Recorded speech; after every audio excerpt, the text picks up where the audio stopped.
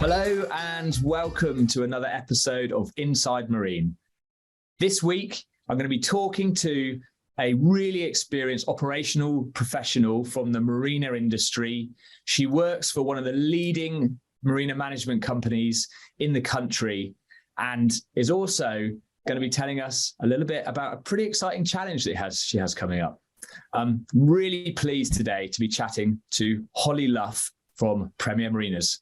Hi there, Hollie. Hi, James. How's it going? Yeah, not bad, thank you. Not bad at all.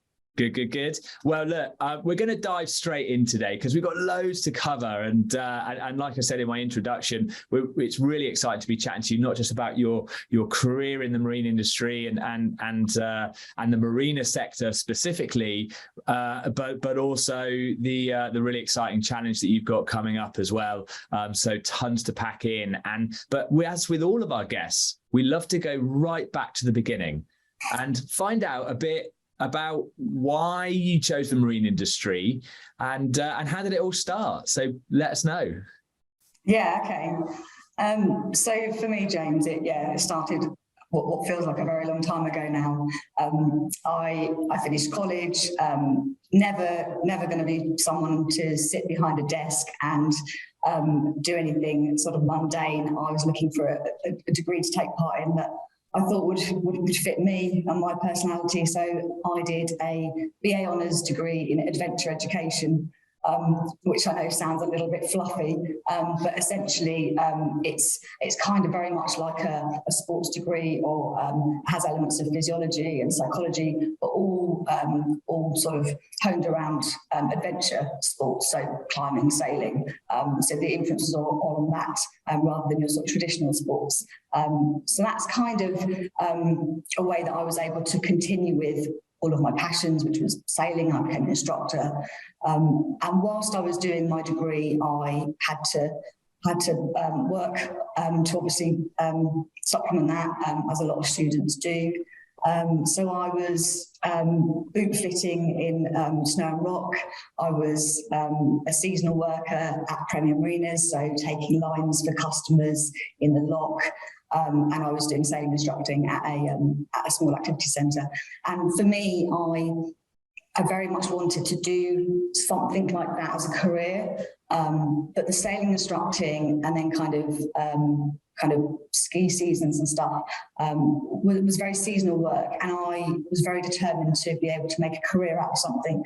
And the more sailing instructing I did, the more I wasn't losing my passion, but I guess it became more of a job. And I realised that actually I wanted to keep that as my pastime, something that I loved. But when I saw what the marina industry was from a seasonal point of view, and I was looking at that time at what the duty manager did specifically, because it became very obvious that working in a marina is an incredibly varied role.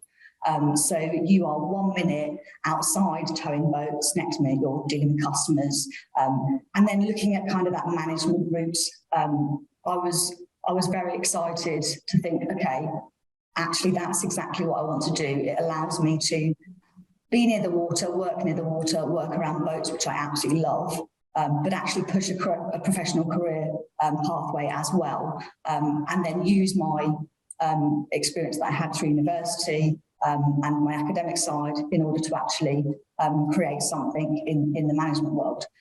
So I had set my sights on the fact that, okay, when I actually went to get my seasonal job, which originated at Port Solent Marina, I was actually looking to find Sunsail or a sailing company, and I thought that I would be able to work as a seasonal worker there. But I bumped into a marina staff, and I kind of said, oh, well, what do you do? And I wasn't really familiar with the roles that existed within the marine industry at that time. I mean, I've been boating forever, and my first steps are pretty much on deck. But you're kind of not necessarily aware of what career opportunities there might be. So I chatted to a guy, he told me what he did, and I thought that sounds quite interesting. The next thing I knew, I'd started with them. And as soon as I fell out of university, they offered me a full-time job. Initially, it was behind a desk as an administrator, which made me want to run for the hills. But I realised very quickly that in order to actually get to where I knew I then wanted to be, you have to start from the ground. You have to learn all of the individual roles that are on offer, because they are the building blocks and the pathway to that step that I wanted to make. So I ended up working as an administrator.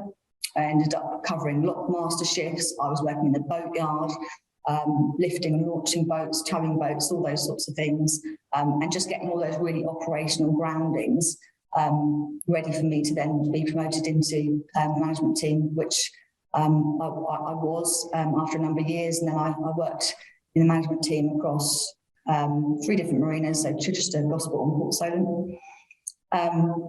Plugged my way through there, and then I applied to get my CMM accreditation, which I was successful in, which Premier supported me through.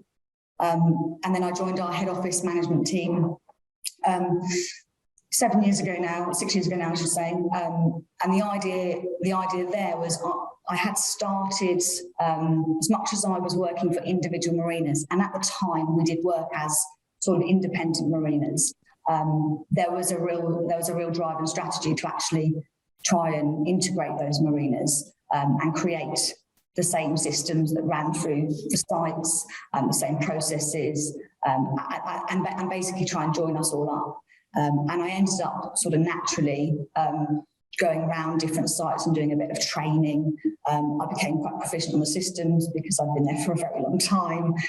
So I was able to kind of share that knowledge. So when they brought me into head office, that was designed, we sort of created a role that didn't exist in the past. And it was very much designed for me to go out and make sure that we were creating those consistent processes, consistent systems, and that at any point in time when a customer entered a Premier Marina, it was very obvious it was a Premier Marina, and staff could start to be interchangeable between sites. Great. And it's really, I mean, you've been now in the same kind of company for I think about 20 years now, which is really rare. I think in general, but it's pretty rare in our industry. And you started off by saying that you started and you were willing to start at the very, very beginning to get your experience across lots of different things. And, at the time, was that a really conscious decision that you wanted to put yourself in that opportunity, I suppose, to learn? And, and how important is that to the success that you've had in your career? Yeah, I think it's very important. Was I aware of it at the time? I think what I was aware of at the time was how much I enjoyed the variety. That was the thing that really captured me. And I think I did recognise that you can't necessarily step into that management role without having management experience, and it's very difficult to get management experience when you're not a manager. So the only way that you can kind of put your building blocks together is to push yourself into every area of the business, so that when you go to an interview for the next position, you are able to then show everybody what you have done to make that pathway to get there. So I think it's very important. I think it's given me the opportunity and the experience to be able to put myself forward for other opportunities. And I've always been somebody that's been very determined to get where I want to get. And so I needed to make sure that I was doing the action that was required in order to actually tick those boxes and continue on up. Yeah. And what's your approach to that kind of really sort of, understanding that, what's next? Is it a case that, you are in an organization or an environment where that's very well mapped out for you, or are you kind of constantly sort of working towards that next goal? Yeah. So when I first joined Premier, it was a slightly different world. Like it was certainly for a woman in the industry, and I don't like necessarily talking about this because in my world and in how I operate, it is always the best person for the job, despite anything else. But I very much did join a male-dominated industry, and I probably pushed a little bit harder than I maybe should have done to get various places. However, in the last 22 years of working for the company, we've been incredibly progressive with changing that, and we've very much moved with the time. So now, if you're joining the company, we very much have mapped out pathways to help you recognise that. I think I probably did that on my own, but we're very good now at saying, okay, if you are in this position and you're wanting to progress, these are the boxes that you need to tick to build that experience around you. But I think for me, it's probably slightly different, but we've definitely, like I said, sort of progressed as a company, and we're very good at that now. Yeah. That's really, really great to hear. And, and diversity is something that we talk about quite a lot on the Inside Marine podcast. And I'm wondering, just to get your take on, I suppose, what you see in the industry in general. Are you seeing more of the industry becoming more progressive, and or is there a bit of work to do there? What's your opinion on that? Yeah, again, I find it difficult talking about women in the industry because it segregates us, and actually the whole point is to not do that. However, I do hold the baton for making sure that any female out there understands that there are opportunities within this industry that they absolutely should come and take, because there are so many female managers and colleagues that I've worked with that have been incredibly talented and have helped me map my pathway to where I am today. An equal amount of females and males as kind of role models for me. I'm thrilled to go out to some of our marinas now and see 2 female duty managers in 3 of our sites now. We have females working in our yards, driving our hoists and our trucks, more and more of them than we've ever had before. So whatever is changing, it's definitely working. Have we got a long way to go? We've probably always got a long way to go, but I think everybody is driving in the right direction with that. That's really great. So over your 20 years, let's just bring it back to the marina industry. I'm really interested to get your take on what's changed, I suppose, either not just within the business that you work in, but just maybe from the company, what's the customer's needs? What's changed on that side of things? I expect you've seen obviously quite a journey with that. Yeah, this falls quite nicely into what I actually do. So I'm now in charge of provisioning kind of electricity systems within marinas for customers to use, Wi-Fi in marinas for customers to use, and back when I started, the expectation from a customer was nothing like what it is nowadays. So you'd rock up to a marina at night, and if you got some power, that was great. If you didn't, they didn't really mind. It was all very kind of relaxed, and there was the kind of pressures of sailing and stuff. It was just all very very relaxed. No cues for sort of locking out of a marina because we might have been really busy, but there wasn't a lot of technology to go wrong because there wasn't a lot of technology that existed in the first place. We've moved into this era of amazing systems and things that you can do with them, but you're also trying to juggle that at the same time as things like Wi-Fi becoming an absolute necessity for people. And unless it's absolutely brilliant, their experience is rubbish. And it's managing the expectations of customers and life and how that's moved on, and it is a marked difference. I think there was boating in marinas and your leisure time was a way of getting away from all of that sort of thing. So the fact that we don't have any signal at Chichester Marina because it's in the middle of the country didn't matter. That was great. Like, people were like, brilliant, I can put my phone down, I can have a holiday. Now people want to come and work on their boat, so you've got this completely different environment that you're trying to create. So yeah, as a destination, all of our sites we've had to completely change, and at the same time, we as a company have become very much more corporate. We were a lot bigger when I joined. We only had a few marinas, so it was a very different setup. So I think my journey there is a stark difference between where we are now and where we were then. I wouldn't say that it's better or worse. It's just very, very different. And to be honest, I think I'm just very lucky to be able to say I've always very much enjoyed what I do in whatever that's been in. Yeah. And do you think that need for technology has been accelerated from COVID?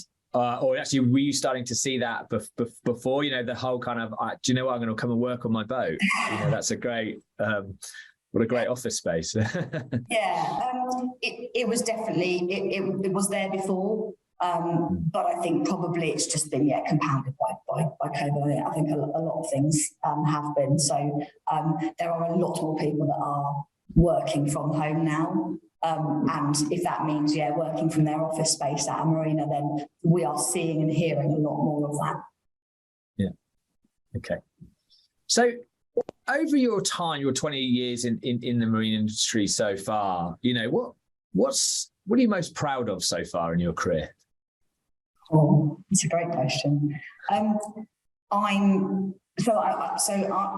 probably proud of my progression in as much as I set myself my own milestones of where I want to get to, and I've managed to gain my CMM accreditation, which has helped me kind of produce actual documentation that says this is what I can do, and allows me to move forward. I'm not where I want to be yet, so I'm still pushing. So I think I will be proud when I get to exactly where I want to get to.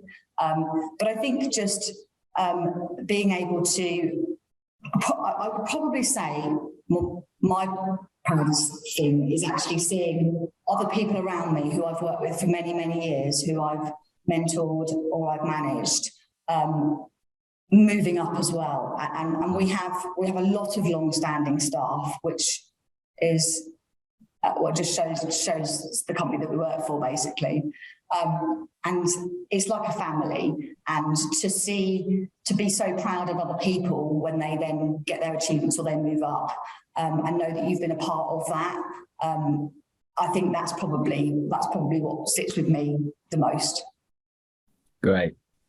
You're clearly a very, very driven, goal orientated person, and just wondering, where do you think that comes from? So this is a completely personal kind of direction, but I've suffered quite major back surgery throughout my life. So I had scoliosis, and I had correction surgery. So I now have titanium that runs the length and breadth of my spine, slightly bionic, and I've suffered quite significant kind of pain and journeys in my life where I've had to just really push to actually get through and continue to do the things that I loved, which was always sport. And there were times when I had to completely back away, and then I had to work very, very hard to learn to do a lot of things completely again. I mean, when they do what they do in the surgery, I won't go into detail, but you are then reworking every muscle and learning to do everything again. So I think that has a lot to do with the drive and determination that I think sits quite deep within. I was never going to let that stop me, and actually I think it probably made me more determined to ensure that it was never going to be something that stopped me getting where I wanted to be, or doing the activities that I wanted to do, or anything like that. Yeah. Wow. That's really inspiring stuff. Thank you for sharing that. You talked about one of your proudest things being, seeing other people around you being successful, people that you are maybe mentoring. Have you had somebody like that within your career, kind of, that has been a big influence to you, or a bit of a mentor? And also, how important do you think that is within businesses and employers to actually have like quite a formal structure with that, where there's definitely a kind of a mentorship or within a business to really help retain people? Yeah, I think so. When I started, I very much there were sort of 2 or 3 key figures that I spotted And as a very young person at the time, I was just absolutely in admiration for these characters who I could just tell were strong managers, team lead. I did a lot of leadership and team building work when I was at university, and you learn a lot about what traits are important in those things, and it's a real challenge to kind of manage an operational marina, manage all the different personalities within the staff, be friendly and kind without being too friendly, and delivering or I don't know, kind of not bad news necessarily, but disciplining staff in a way that you gain respect rather than upsetting. It's a real challenge, and I think when I spotted individuals that I felt like had the entire package, I was inspired, and that's when I knew that's the sort of person I wanted to be. And yeah, I think it's so important, because it really was a driver for me. Certainly the first female manager that I worked for really inspired me, and I just thought, oh my God, I absolutely want to be her. And at that time, it wasn't formal. There's no kind of formal mentoring, but we do that now. Okay. And I think that it's great that we've recognised that as a company. We've just launched our Premier Academy, which is kind of helps with the pathway through to training and all those sorts of things. But within that, we talk a lot about mentoring and leadership. And I think one of the challenges that we all have at the moment is allowing ourselves as managers to have time to mentor others, because it's so important to do that, and you'll bring people up and open up areas of those individuals that you didn't even know existed. It's very important. Yeah, brilliant. So just bringing it a bit more into the present day, what's kind of happening either in the business or the industry that, that's kind of really exciting you at the moment? So for me, I work as business systems manager at Premier Marinas, which is very IT orientated. I have engineers that work for me. Fortunately, because I am not an IT pro in any way, shape or form, I'm very much marinas, very much operational. But what I can do is I can facilitate the right developers, the right companies to talk to each other in order to provide us with systems, the best systems that we can have in marinas, ones that are appropriate to what we're trying to do. And there is a huge drive at the moment to create self-serve opportunities for customers. And that's by way of using the technology that we've already got, so our mobile phones, being able to do things on that rather than necessarily having to visit a marina office. But the balance with that is making sure that you're not just isolating yourself and saying, well, look, you do everything yourself, we're not here anymore. Actually, we're just here in a slightly different capacity. So rather than being here manning an office, we might be out on the marina actually talking to you and being more of a sort of service in that sense. So I think what's quite exciting is the technology that is available and around and open for us to use can actually nurture and facilitate some of those really high-tech, gadgety, cool things, but enable our staff to still do the cuddly, fluffy stuff with our customers. And yeah, cuddly and fluffy. I mean, we don't want to lose that. It's really interesting. I find that really interesting because our industry, and I suppose, and maybe the way that things are done, not just in the marina space, can sometimes be seen as quite traditional, or some people may call old-fashioned. And again, is it the customer that's kind of driving that want for that kind of more, I suppose, automated part of the process, or are you dragging along the customer kicking and screaming? I mean, or is it a bit of both? I think it's probably a bit of both. I don't. Yeah. It's no secret that the marina industry in general has been a little bit behind the times when it comes to technology, and a lot of that is because the systems that we use to manage a marina or stuff, it's very bespoke, it's very niche. So it doesn't have that kind of ongoing investment that allows it to become the newest type of system that you could use. So you're working within slightly harsher parameters, but that doesn't mean that you can't do stuff with it. I think our challenge as a team over the last kind of 5 years has been, okay, well, what can we do this, and how can we leverage this, and what can we plug into this on the side that will enable us to try and move into that newer technology era, and bring the marina world into where a lot of other businesses are operating. And because we have a lot of corporate customers, that expectation is there, and they don't understand or care why our systems might not be capable of something. Therefore, we need to do what we need to do to give them something that they can think, oh, okay, hang on a minute, look at these guys. And we're fortunate enough to be able to invest in that sort of thing, and really try and drive the latest technologies into the marina.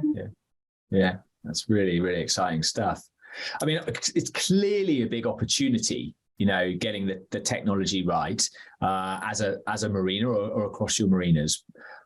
What other opportunities do you see in the market right now?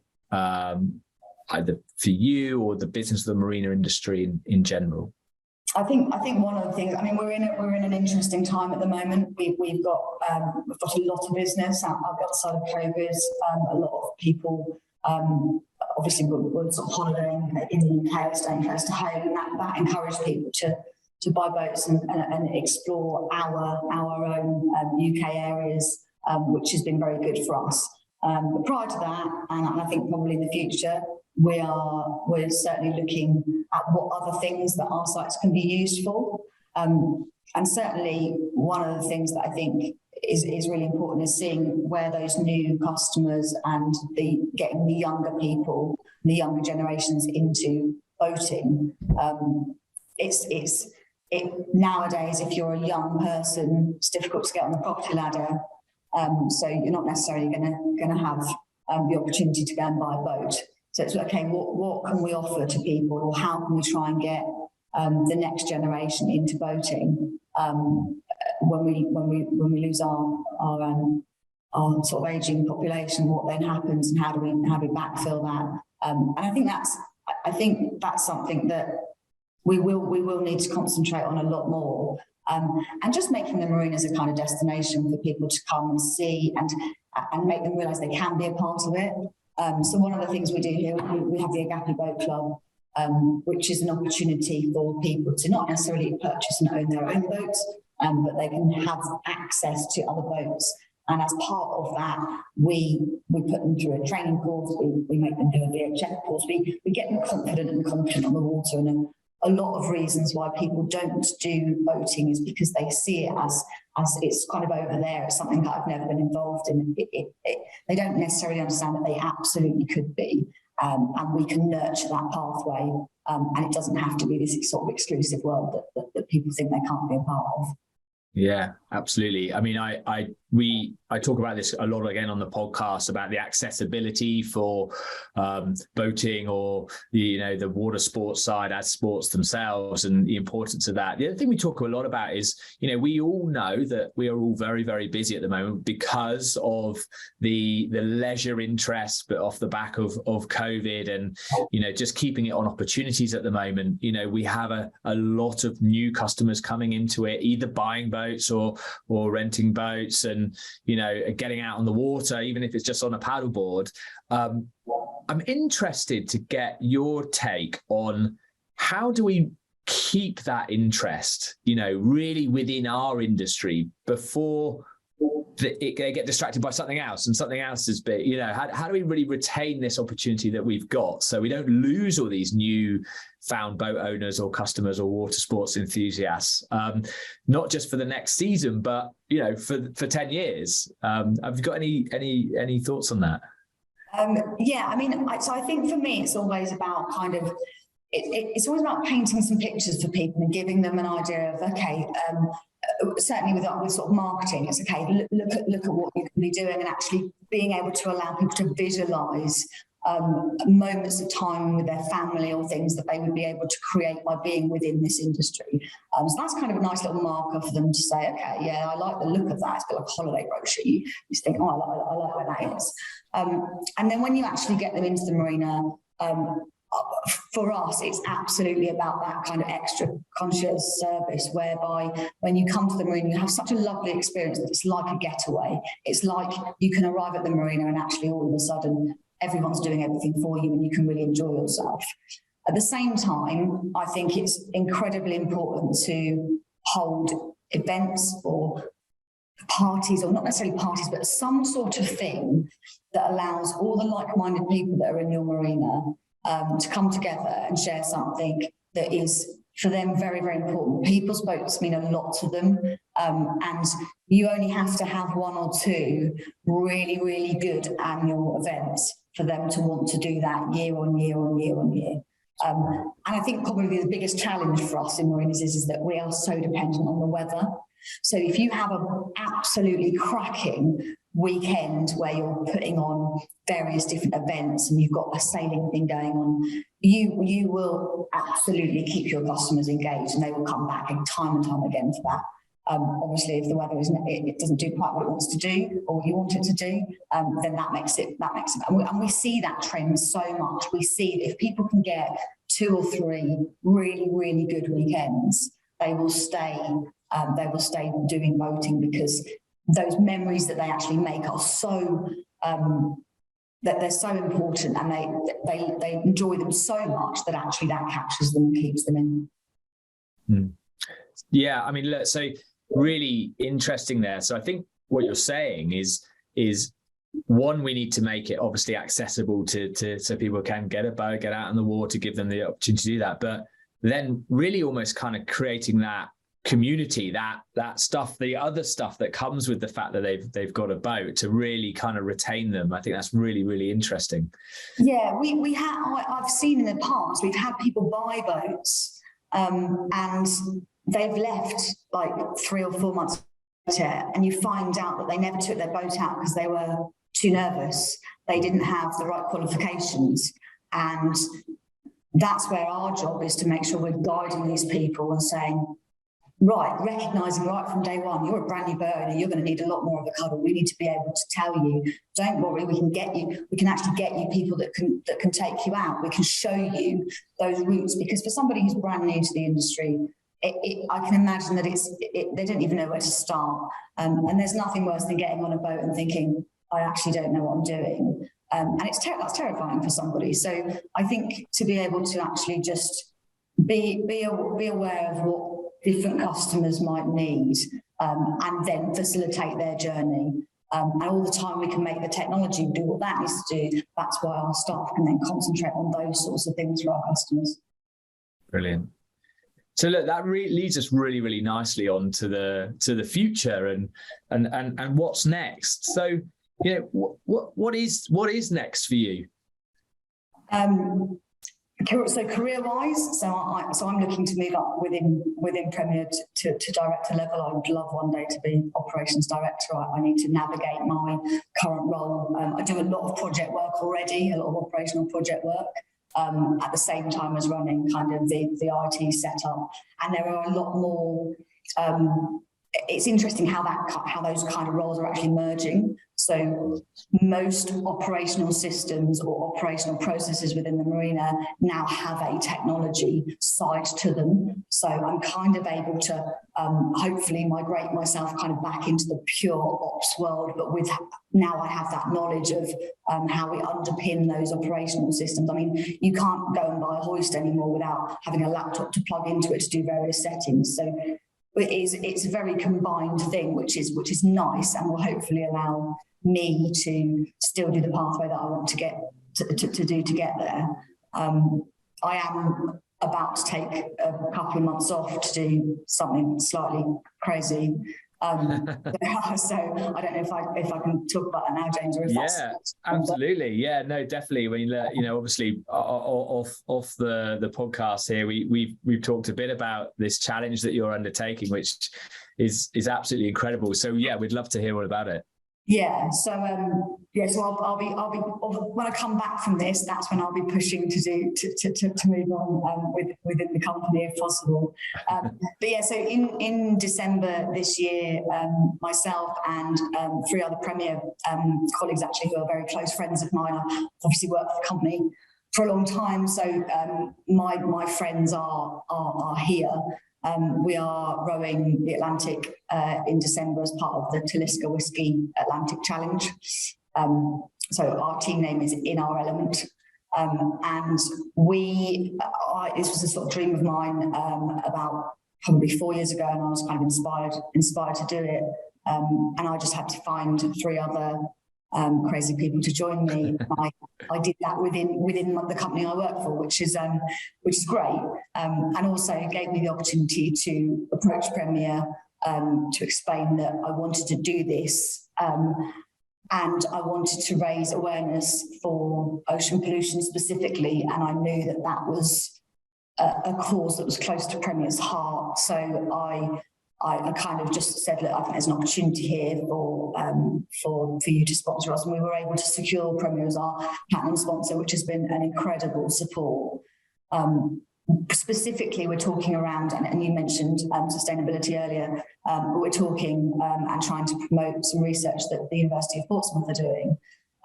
When I started this journey and the cause campaign, I looked at a lot of charities and wonderful people that go and take plastics out of the ocean and do things with them. But I very much wanted to focus on something that was actually going to fix the problem and get right into the core. And at the same time as looking, the University of Portsmouth had, and other colleges around the world, had found this plastic eating enzyme that actually eats the plastic, takes it back to its building blocks and allows you to literally regenerate it again. It's completely groundbreaking, it's pioneering, it's been on CNN News. The guys at the laboratories are incredible. They self-confess that they're amazing at what they do, but they're not great at actually talking about it and telling people and putting it into language that us normals might understand. So we as a team have been kind of trying to raise their flag and tell people, because it will be the solution and the thing that actually cracks plastics in the ocean. So we are very excited about having them on our campaign and us being able to shout about what they do. But yeah, so we're going to row 3,000 miles across the Atlantic in December, unaided.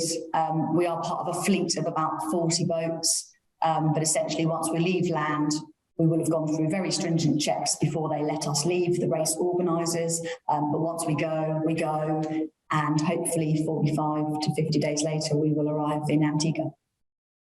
That is an insane challenge. So where do you start the row from? We start in La Gomera, which is the bottom of the Canary Islands. The idea is that we can hopefully make the most of the trade winds and tides and essentially get blown across. But that never happens because the weather never does what you want it to do.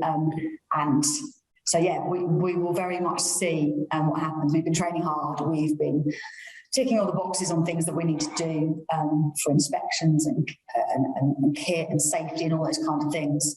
But I think there are a lot of unknowns that we will only know once we physically get out on the water. Yeah. And has anybody in the team done a challenge like that before? Not to this scale. We've all got different backgrounds. We've all done different challenges of different types, but nothing to this level. And I think for me, the team itself is very, very important. So we've got mixed teams. There's two females, 2 males. Not that means anything, because actually we are just mates. And it's kind of, again, it was the right person for the right job. So there are slightly different skill sets required for different positions on the boat. And getting that right when you're going to be living in very, very close proximity to each other for that longer time, you have to make sure the personalities and the people are going to work. And actually what was lovely for us was it was kind of a bit of a no-brainer. The team fell in together, and because we've known each other, I mean, I've known the shortest amount of time I've known one of these people is 14 years. Mike's one of my best friends. I mean, I've known him for 20 years. So we already have that kind of connection. But you are testing friendships, and you are testing communication, and you're testing everything, because there are going to be some very, very dark times that we are going to be suffering together. And I think we've done very well at kind of communicating what that might feel like and how we might deal with that, and knowing exactly that and acknowledging that there will be some really challenging times. We're aware of that. We're as prepared as we can be for it, but we're also aware that there are going to be times when things happen, and we're going to have to be together, knitted tight, in order to get through. Yeah. And how's the training going? I mean, and what does the training look like for a challenge like this? Yeah, so there are a number of qualifying hours that you have to get, which we have got now. So we went out on quite a long row a couple of weeks ago. We were out for 6 days, and essentially we were living life as if we would be on the road, which is basically a 2-hour on, 2-hour off shift pattern. So at any one time, you've got 2 rowers rowing. So you'll row for 2 hours, and then in your 2-hour downtime, you will be doing a combination of eating, sleeping, cleaning the boat, doing various chores, going to the toilet, which is just a bucket on the deck of the boat. So we did all of that in order to just make sure that there were no horrible surprises when we get out in the Atlantic. We got very close very quickly. Which you kind of have to, and actually kind of getting over those bits and making yourself feel very comfortable in that environment is just going to help us when we actually get out and set off from La Gomera. But yeah, so a lot of in the gym stuff. We've got a personal trainer that is sending us daily workouts. He has rowed the ocean a few times himself, so he's very qualified in giving you the right kind of workouts. And the workouts, interestingly, there is a lot of strength and there is a lot of rowing, as you would expect. But a lot of it is just building up real resilience in the muscles and joints that you're going to be using over and over and over again. So your hip joints, your knees, everything, all of those kind of movements. Because there's no doubt our bodies are going to break. It's just how far in the journey can we make it until they do. It's just making them as solid as they can possibly be. So it's been hard, but it's I think we're at the point now, we're getting so close now that we're just very excited. Yeah, absolutely. Yeah, I mean, wow, what an amazing thing to take on, and what an amazing thing for Premier to support as well, not just as sponsors, but I'm guessing, the time off maybe that you guys need training and also the fact that all 4 of you are going to be out kind of doing that together. It's amazing. Yeah, I think I can't really imagine what the scene's going to be like here when we're away, actually, because my engineer's sort of going to get up on the screen us as a little dot going across the ocean and seeing where we are, and it's all very surreal. Kind of, you take on a challenge like this, and I mean, for me, this has been kind of literally 3 years in the making, and it's been hard, and it's the admin required around it is insane. But we're at the point now where we're about to go, and this is happening, and it's a very surreal feeling. And I think there's a lot of kind of, you can feel now people are like, oh gosh, you're actually going, and it's going to be odd, but I can't wait to kind of just get back and share it with everybody, and everybody's getting very involved here, which is really lovely. Yeah. Well, look, we wish you the absolute best of luck with that, and how can we follow the progress with that? You said you've got a team name. Is there some social media that we can follow you on? Yeah, absolutely. So we have a website, which is inarelement.co.uk. We're on Instagram, which is a great way to follow us. We are element_race. And on Facebook, we are in our element. So yeah, please follow us. What we will do is when we get nearer to the race start, we will tell people how you can physically track and follow the boat, which is probably one of the most interesting things to look at, really, kind of on a daily basis. You can see where various boats are, and if we're going around in circles, or if we're actually tracking the right course. So yeah, we'll share that out on social. So if you can, please follow us and see what we're doing. Brilliant. And actually what you're bringing awareness to, the Enzyme project, it sounds really, really incredible. And where can we find out a bit more about that as well? Yeah, I think it's a really interesting thing to look at, but I'm so aware that people just need to know more about this. This is a worldwide problem that the University of Portsmouth are helping to solve, but they are the only facility that now have the laboratories that are required to start looking at this on a bigger scale. So the fact that that's on our doorstep in Portsmouth and they're doing this thing is so incredibly exciting. If you follow us, we share their journey as well. So follow us on social, but equally follow University of Portsmouth.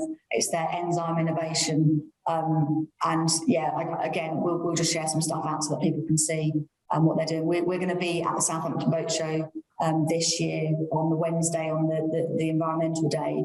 We are rowing the boat into the show, and then I've got a spot on the main stage to talk about our rowing campaign. But I'm also going to be there with the University of Portsmouth, and they will be explaining the plastic work that they're doing. Brilliant. Well, I'm sure there's going to be a lot of people really interested in both the row and the environmental projects as well. So, Hollie, we're going to have to bring it to an end, but it's been a brilliant conversation with you, and it's been fantastic to chat with somebody with real drive and commitment, not just in their career, but by the sounds of everything they do outside of work as well. It's been a real pleasure. But we always finish with one final question with all of our guests, and that is, if you were to give one piece of advice to somebody considering coming into the marine industry, or who maybe has just started their journey in the industry, what would that be? I think I would say that once you've set yourself on a goal or a drive or whatever it might be, or something that you think you might want to do, and you think you might not be able to get there, absolutely, that is not right. You absolutely can. There are so many people out there that are wanting to support, develop, bring people on. So if you spot something, or you want to achieve something, or you have an ambition, then you just need to go for it, and you need to ask for help and knock down walls and barriers, and you will eventually get there. And just don't stop, because you can do it. Brilliant. Thank you so much. That's really brilliant advice. Well, Hollie, absolutely good luck with everything that you're taking on, both career-wise and with the row and everything else. I'm sure there's going to be a lot of people interested, like I said, and we are certainly going to be kind of supporting you and following you at Marine Resources and at Inside Marine. And hopefully, once you've successfully completed the challenge, we'd love to get you back on and tell us how it went. It's going to be a real adventure. Yeah, that'd be great. Thanks, James. Appreciate that. Thanks then, Hollie, and good luck. Bye-bye. All right, take care. Bye-bye.